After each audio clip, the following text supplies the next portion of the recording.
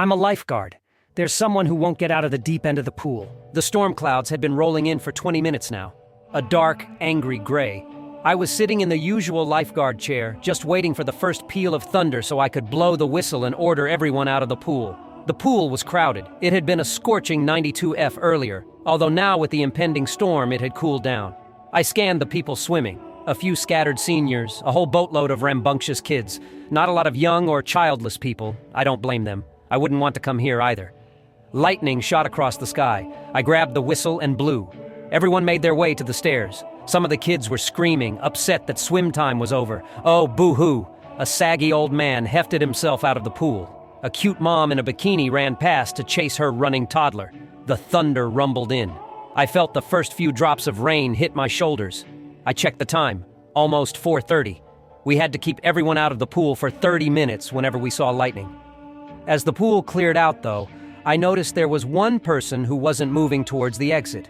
They were way at the deep end of the pool. Facing away from me, I think, I could only see their head above the water, just a dark oval bobbing up and down on the surface.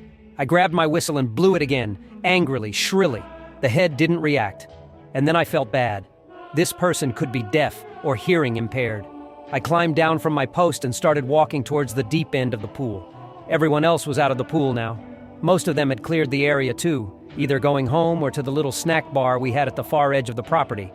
I stared at the head bobbing up and down, and a sick feeling took hold in my chest. Something felt off about it, but I couldn't put my finger on why. Another finger of lightning shot across the sky. "Excuse me," I called, from about 10 yards away. "You have to get out of the pool. There's a lightning." They didn't respond.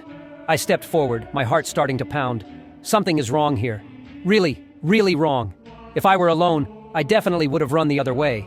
But there were still other lifeguards and tons of people back there. I stepped closer and I could see them better. It was pretty dark from the storm, and the rain was now disturbing the surface of the pool. But it looked like a woman with long, dark hair just treading water in the deep end of the pool. Why would you just float there like that, in the same position, treading water? Even if she's deaf, didn't she notice everyone else in the deep end got out? Didn't she see the lightning? The rain picked up, starting to pelt down. The woman didn't seem to react. As I got closer, I could make out her soaking wet hair, melting into the pool, like she'd just dunked her head in. I could see her pale shoulders poking above the water. Wait, unless she was wearing a pale beige bathing suit, she was naked under the water. Okay, this is bad, really bad. I stopped and turned around to call out to Drew, the other lifeguard on duty. But when I turned, I froze. The entire pool area was empty. Not only empty, abandoned. The umbrellas were grayish and tattered. The wooden picnic tables were splintering. Even the pool water was murky green, darkening to black beneath the surface. What the hell? I must be dreaming.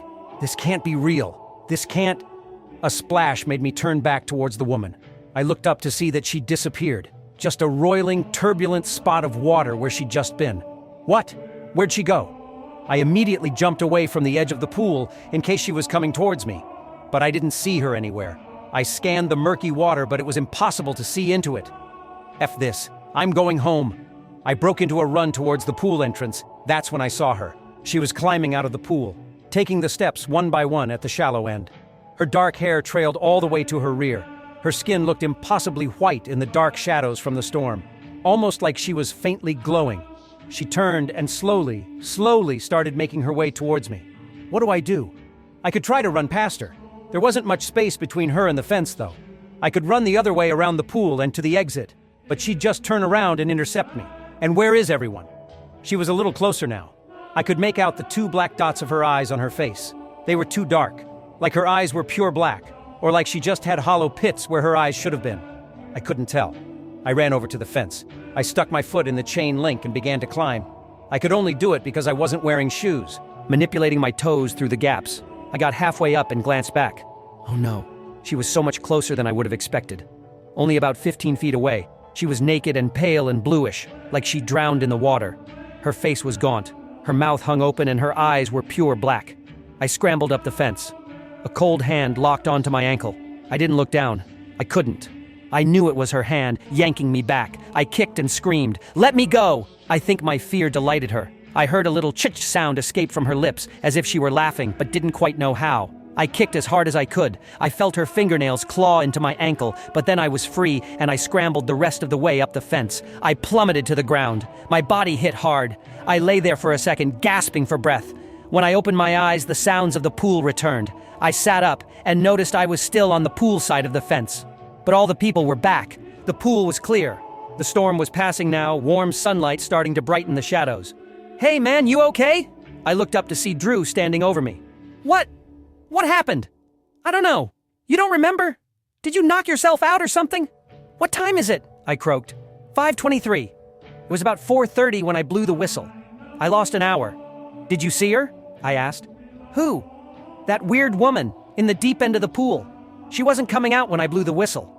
"No, I don't think so." I went home rattled, but after dinner I started to feel sick too. A slight fever, nauseous. I chalked it up to nerves, but it got worse, and worse, and worse, until I was crouched over the toilet, gagging and retching. I'd thrown up everything and I was still retching, my entire body convulsing. Just when I thought I couldn't take it anymore, something shot out of my mouth and plopped into the toilet. A tangled clump of long black hair.